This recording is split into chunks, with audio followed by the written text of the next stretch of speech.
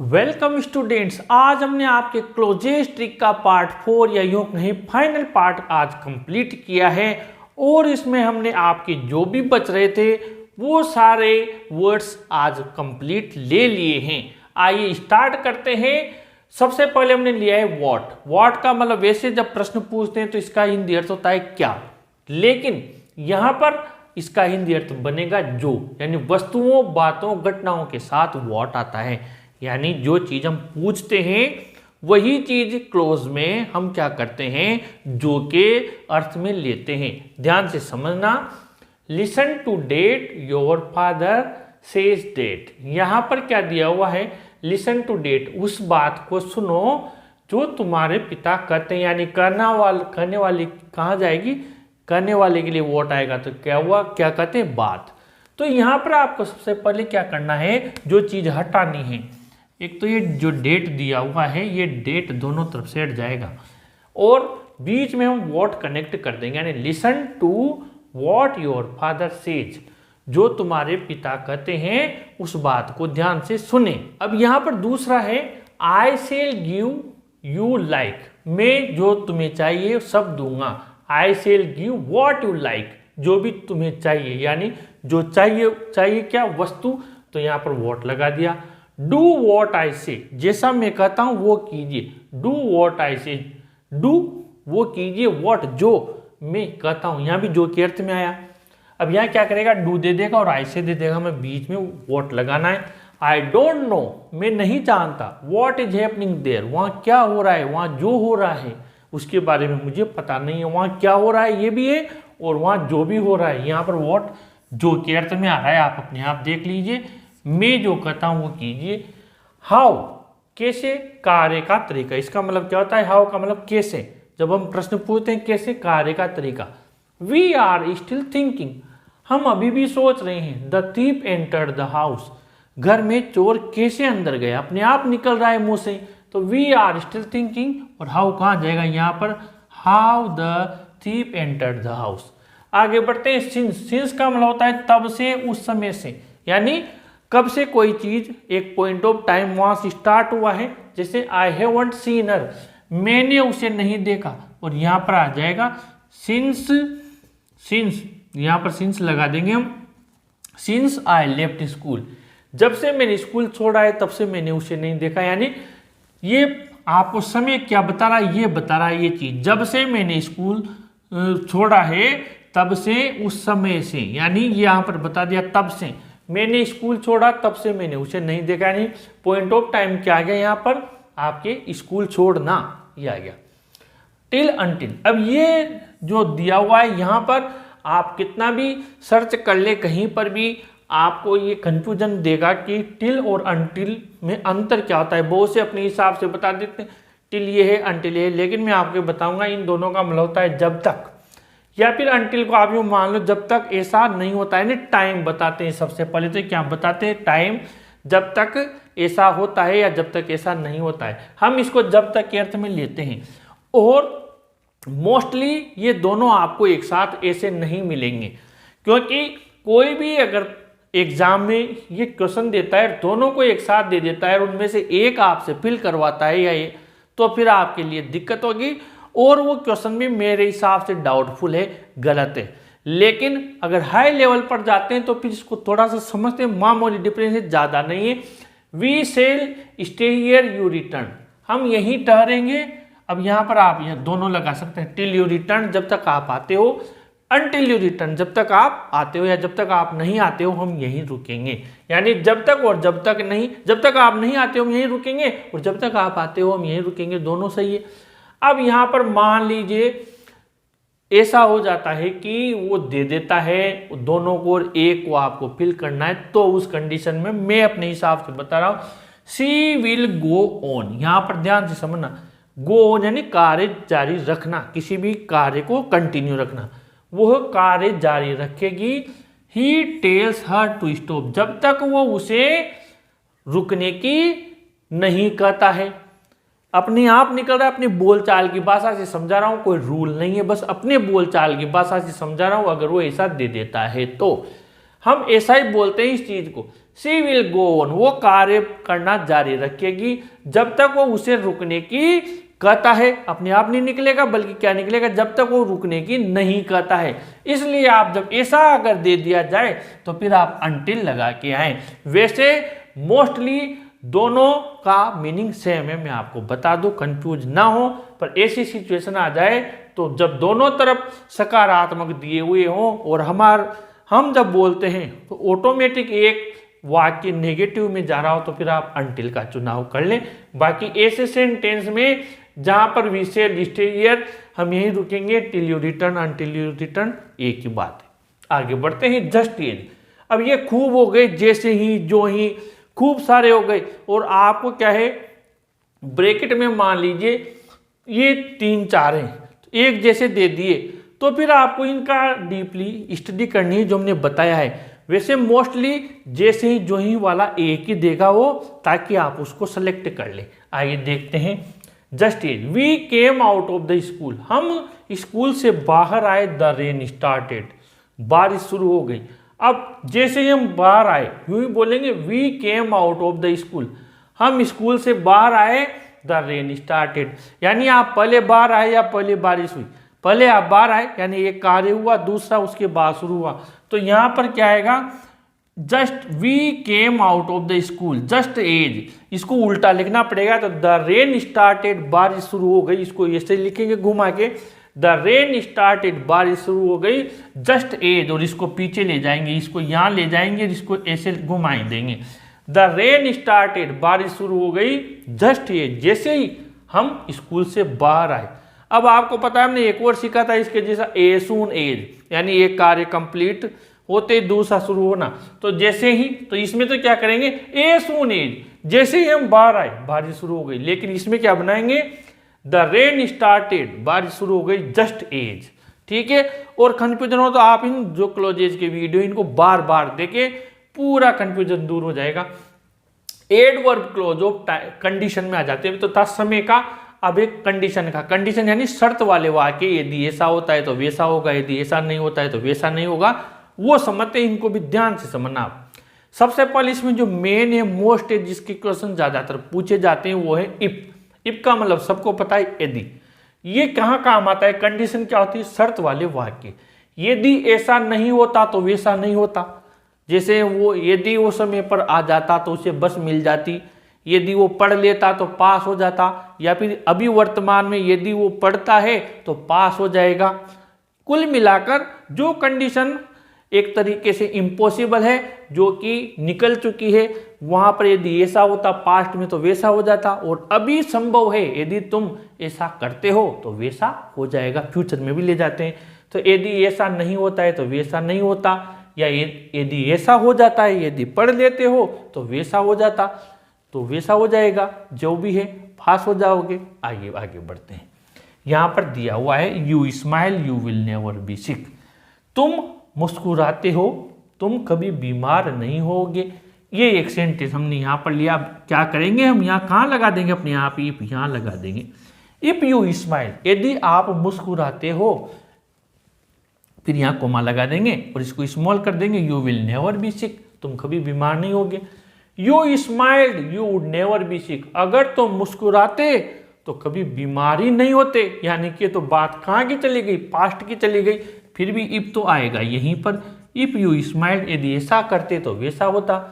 और you had smiled, अगर तुम मुस्कुरा चुके होते, ये देखिए आप, यू हैड पास्ट परफेक्ट में चला गया। You would have never been sick, तो तुम कभी बीमारी नहीं हुए होते। तो यहां पर भी इफ तो कहाँ आएगा, आगे आएगा, इफ यू, यानी कुल मिलाकर वाक्य इनमें आगे आ रहा है, क्योंकि इसमें यदि ऐसा होता तो वैसा नहीं होता दिया हुआ है, यानी यदि ऐसा होता, यदि अपने आप पहले आ रहा है तो यदि वाला इफ पहले लगाएंगे। कभी कभी क्या होगा, आपको सेंटेंस में यदि ऐसा होता वो वाला वाक्य पीछे मिलेगा। ऐसा नहीं है हर सेंटेंस में इफ आगे आएगा। ऐसा एक सेंटेंस यहां पर लिया है मैंने, देखी, the world would not know, संसार को पता ही नहीं लगता, science did not prove it, इसे अगर साइंस साबित नहीं करती। अभी मैंने बोला क्या निकला मेरे मुंह से, अगर, अगर यानी यदि साइंस इसे साबित नहीं करती, तो इसको क्या करना पड़ेगा, फिर घुमाना पड़ेगा।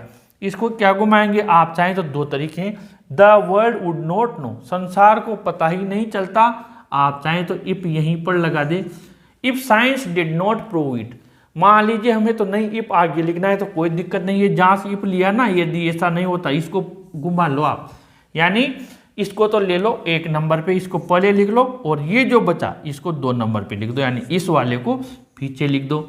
अगर यहीं से कनेक्ट करते हो तो ये बीच में लगा दो, अगर इसको आगे लेना है तो if science did not prove it the world would not know, पीछे ले लेना, यानी ये वाली बात इधर ले लेना आप।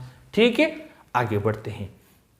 अब आता है आपके शुड वर हेड, इन तीनों का मतलब भी क्या होता है, यदि, ध्यान देना, शुड वर हेड तीनों का मतलब क्या होता है, यदि।